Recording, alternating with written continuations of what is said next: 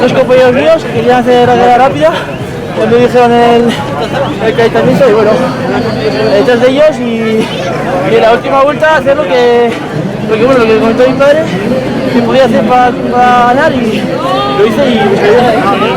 ¿Qué es lo que hiciste?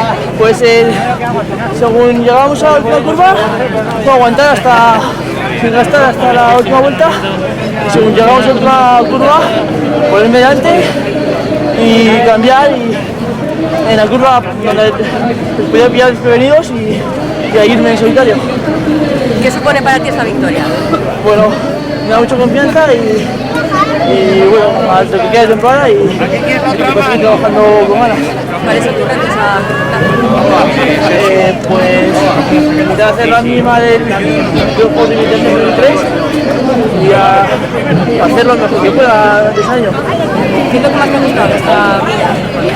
El ambiente, la gente, es la primera villa que conozco en mi vida, o sea que tampoco puedo compararla con las demás. O sea que bien, contento.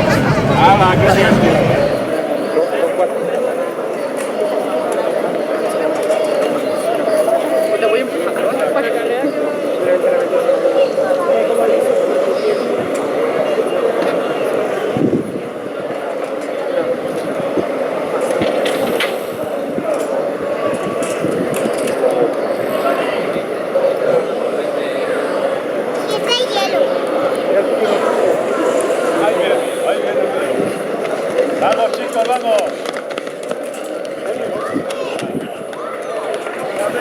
Ahí está.